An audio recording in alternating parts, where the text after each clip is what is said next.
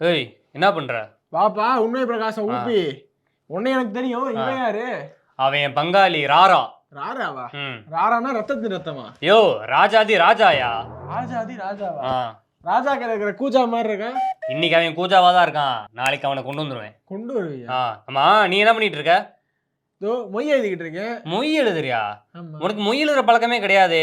காலங்காலமா நாங்க தானே மொய் எழுதிட்டு இருக்கோம். எப்பா தமிழ்நாடு திருமண மகால் ஓனரே என்னதான் மொய் எழுத சொல்லியிருக்காரு. அது எப்படியா? நான் ஒரு 25 வருஷத்துக்கு மேல நான் எழுதிட்டு இருக்கேன். என் பங்காளி 32 வருஷத்துக்கு மேல எழுதிட்டு இருக்கான். நீ யார் இன்னைக்கு வந்து எழுதுற? நீ நிறைய ஊழல் பண்ணிட்டியா? நீ மட்டும் இல்ல, நீங்க 2 பேருமே நிறைய ஊழல் பண்ணிட்டீங்களா? பொய் எதுல காசெல்லாம் ஆட்டையை போட்டீங்களா? பொய் எதுலயும் ஊழல் பண்ணிட்டீங்கன்ட்டு ஒரு குற்றச்சாட்டுனால என்ன எழுத சொல்லியிருக்காரு. நீ எல்லாம் எழுதக்கூடாது. எங்க தாத்தா எழுதினாரு, என்னோட அப்பா எழுதினாரு. இன்னைக்கு நான் எழுதுவேன், நாளைக்கு என் மகன் எழுதுவான், நாளைக்கு கழிச்சு என் பேரன் தானே எழுதுவான். ஓஹோ, பரம்பரை பரம்பரையா உங்க குடும்பம் மட்டும் தான் மொய் எழுதணுமா? நீங்க சரியில்லைன்னு தான் என்ன உட்கார வச்சிருக்காங்க. என்னது நீ மொய் எழுதுறியா? ஒருவேளை என்னோட குடும்பம் மிஸ் ஆனாலும் மொய் எழுதுறதுக்கு என் பங்காளி இருக்கான்டா. பங்காளியா? உன் பங்காளியும் நீ தான் கூட்டு களவாணின்னு மக்களுக்கு தெரிஞ்சு போச்சு. அதனாலதான் ஓனரே என்ன எழுத சொல்லியிருக்காரு தெரியுதா? ஏண்டா, நேத்து பேஞ்ச மலையில இன்னைக்கு முளைச்ச ஃப்ளவரு நீ பேசுறியா? எந்திரா. எந்திரிக்கலாம் முடியாது. நான் தான் மொய் எழுதுவேன். உன்னால முடிஞ்சதை பண்ணிக்கப்ப. டேய், நானும் என் பங்காளியும் வருஷம் மொய் எழுதி பழகிட்டோம்டா. கையெல்லாம் அரிக்குது. எங்களால மொய் எழுதாம இருக்க முடியாடா. கை அரிக்குதுன்னா அங்க தார் ரோடு இருக்கு, போய் தேய். இல்லன்னா அங்க அன்னதானம் போடுறாங்க, போய் சாப்பிடு. இங்க வந்து ஏன் உயிரை வாங்காத? அங்க ரோடு போட்டதும் நாங்க தான், அங்க சோறு போட்டதும் நாங்க தான்டா. அந்த ரோடு போட்டு நீங்க தானே? ஆமா.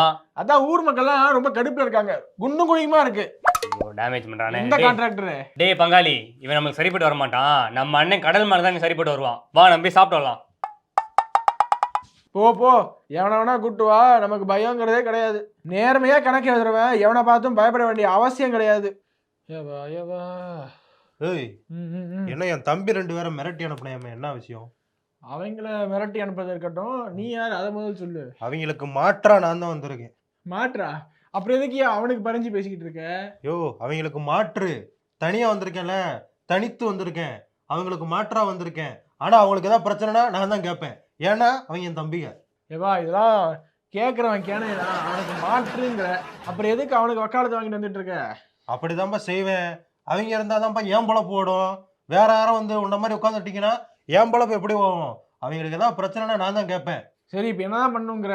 இந்த கல்யாணத்தை நிப்பாட்டு. கல்யாணத்தை நிப்பாட்டுமா? அவங்களாவது மொயில தான் பிரச்சனை பண்ணாங்க, நீ என்ன கல்யாணத்தை நிப்பாட்டு சொல்ற? ஆமாப்பா, இந்த கல்யாணத்துல சாப்பாடே சரியில்லை. சாப்பாடு சரியில்லாத ஒரு கல்யாணம் நடந்தா என்ன, நின்னா என்னையா? எப்படி சாப்பிட்டுட்டு இருக்காங்க பாரு.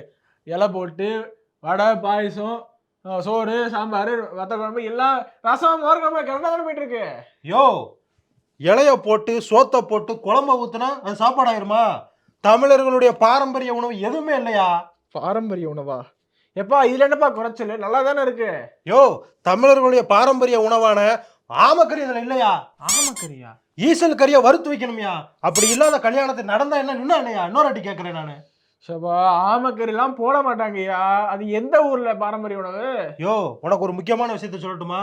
நான் போன மாசம், அதாவது 2 மாசத்துக்கு முன்னாடி, எங்க சித்தப்பா முகேஷ் அம்பானி இருக்காருல்ல, அவருடைய மகன் ஆனந்த் அம்பானியோட திருமணம் குஜராத்லயும் ஜாம்நகர்லயும் நடந்துச்சு.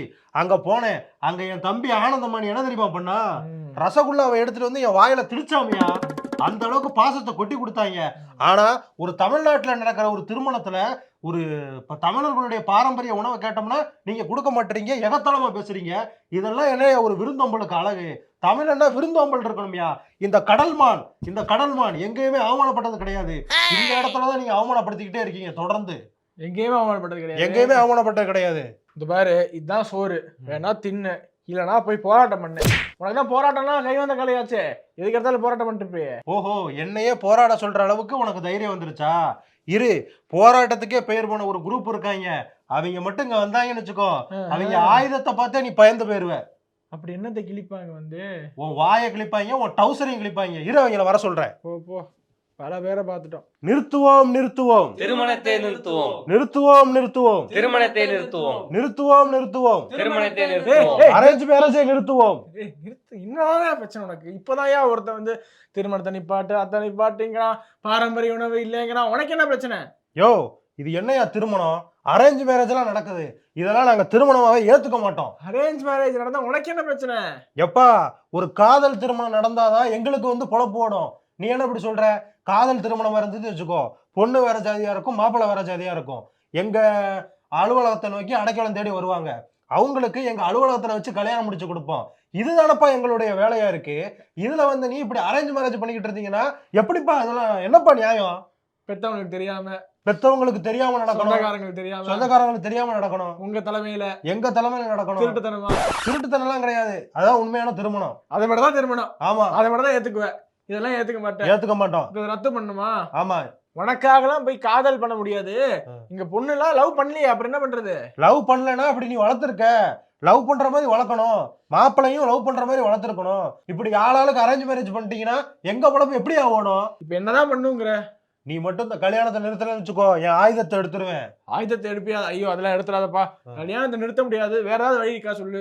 யோ, இந்த கல்யாணத்தை நிப்பாட்டியா, இந்த பொண்ணை வேற ஜாதிக்கார பையனுக்கும் இந்த பையனை இன்னொரு ஜாதிக்கார பிள்ளைக்கும் கல்யாணம் முடிச்சிடுறோம். அதுவும் எங்க ஆபீஸ்ல வச்சு பண்றோம். நீ அங்க மொய் எழுது, என்ன பிரச்சனை? இங்க யோ இப்ப என்னதான் பண்ணுங்கிற? இந்த கல்யாணத்தை நிறுத்து, இல்லைன்னா நாங்க போராட்டம் நடத்துவோம். போராட்டமா? எப்பா, ஒரு காலத்துல முதலாளித்துவத்தை எதிராக போராடிட்டு இருந்தீங்க நீங்க. ஆனா இப்ப பாத்தீங்கன்னா இந்த லெவலுக்கு இறங்கிட்டீங்க. நீ சொல்றது கரெக்ட் தான். ஒரு காலத்துல முதலாளித்துவத்தை எதிர்த்து போராட்டம் நடத்தணும். ஆனா இன்னைக்கு எங்க முதலாளிகளுக்காக போராட்டம் நடத்தணும். இந்த கல்யாணத்தெல்லாம் நிறுத்த முடியாது, அதனால முடிஞ்சதை பாத்துக்க. ஏய், நான் ஆயுதத்தை எடுத்துருவேன், நீ தாங்க மாட்ட. ஆயுதத்தை எடுப்பியா? சரி எடுத்துக்கோ. என்னடா இது? இதுதான் எங்க ஆயுதம். ஒண்ணு கல்யாணத்தை நிப்பாட்டு, அப்படி இல்லைன்னா இதுல போட வேண்டியதை போடு. இப்பதான் ஒருத்தர் 51 ரூபா மொய் எழுதிட்டு போனா, அந்த 1 ரூபா இருக்கு, என் சொந்த காசை போட்டு நான் இதை போட்டுக்கிறேன். இந்தா இதை முதல்ல செஞ்சிருந்தா நாங்க ஏன் போராட்டம் நடத்த போறோம்? என்ன, வாங்க கிளம்புவோம். அண்ணே வாங்க, மொய் வந்திருக்கீங்களா? ஆமா, மொய் எழுதிக்கலாம். பேர் சொல்லுங்க. தீனா. மதுரை மாவட்டம். மதுரைக்காரங்க நிறைய மொய் எழுதுவாங்களே, சொல்லுங்க. திருமங்கலம் தாலுகா. இந்த ஓகேண்ணே, எவ்வளோன்னு சொல்லுங்க. உசிலம்பட்டி ரோடா? ரோடு. சரி, எவ்வளோ? அவரங்குறிச்சி கிராமம். கண்டிப்பா ஒரு 10,000 எழுதுவாரு. சரிண்ணே சொல்லுங்கண்ணே. இல்ல, வீட்டு நம்பர் மட்டும் பாத்துக்கிறேன். ஆனா ஒரிஜினல் ஐபோனா அது? ஆமா, ஐபோன்லாம் வச்சிருக்காரு. 1 லட்சம் ரூபாய் கண்டிப்பா ஜாக்பாட். நம்பர் 3 மேலத்தெரு குறுக்கு சந்து. சரிண்ணே, எவ்வளோன்னு சொல்லு. இல்லப்பா, அடுத்து குலதெய்வம் பேரா? அண்ணே ஒரு பேப்பர் முழுக்க உன்னோட பேர் எழுதிட்டேன், இடம் இல்ல, சீக்கிரம் காசு கொடுங்க. சரி இரு. எவ்வளோன்னு சொல்லுங்க. சரி, இந்தா 11 ரூபா போட்டுக்கோ. 11 ரூபாய்? என்னையா வாயில சவுண்ட் விடுற? பின்ன 11 ரூபாய்க்கு தான் பேப்பர் முழுக்க வீணாக்குனியா? உன்னால ஒரு பேப்பர் வீணா போச்சுடா. இது கலக்கட்டும், டீ குடிக்க யூஸ் ஆகும். இப்ப 10,001 1001 1000 என்னப்பா இவ்வளோ வருது? போன மாசம் இதே வீட்டில் இன்னொரு கல்யாணம் நடந்துச்சு. அதுலேயும் இங்கே வர்ற சொந்தக்காரங்க தான் மொய் எழுதியிருப்பாங்க, இதே அமௌண்ட் தான் வச்சுருப்பாங்க. ஆனால் இதில் பாதி தான் வந்துருக்கு. போய் இவனுங்களே எல்லாத்தையும் அடிச்சிருக்காங்க. இந்த மாதிரி ஆளுகள்கிட்ட மொய் எழுத பொறுப்பை கொடுக்காதீங்க. யார் நல்லவங்க யார் கெட்டவங்கன்ட்டு நீங்களே யோசிச்சு முடிவிடுங்க. கிரகம் என்பதும் நட்சத்திரம் என்பதும் வேறு மாதிரியாக கண்டிப்பாக புரிந்து கொள்ளப்படாத ஒரு உன்னத சாஸ்திரம் தான் ஜோதிட சாஸ்திரம். நான் ஒரு லிஸ்டே கொடுப்பேன், அது கான்ட்ரவர்சியா கூட போகலாம். நம்முடைய முன்னாள் முதல்வர்கள் அத்தனை பேரும் 95% பேர் பௌர்ணமியில பிறந்தவங்க. இந்த மாதிரி ஆன்மீகம் மற்றும் ஜோதிடம் சார்ந்த இன்னும் பல வீடியோக்கள் பார்க்கணுமா? மறக்காம திருவருள் டிவிக்கு சப்ஸ்கிரைப் பண்ணுங்க. திருவருள் டிவியுடைய சேனல் லிங்க் இந்த வீடியோடைய டிஸ்கிரிப்ஷன்ல இருக்கு. உலக தமிழ் சொந்தங்களுக்கு வணக்கம். நான் ராஜவேல் நாகராஜன். பேசு தமிழா பேசு வலையொலியுடைய வளர்ச்சிக்கு நீங்களும் உறுதுணையாக இருக்கணும்னு நினச்சிங்கன்னா இந்த வீடியோடைய டிஸ்கிரிப்ஷனில் இருக்கக்கூடிய ரேசர் பே லிங்கை கிளிக் பண்ணுங்கள். அந்த லிங்க்கில் போயிட்டு உங்களுக்கு விருப்பமான தொகையை பேசு தமிழா பேசுவனுடைய வளர்ச்சிக்கு உங்களுடைய பங்களிப்பாக நீங்கள் கொடுக்கலாம். நன்றி, வணக்கம்.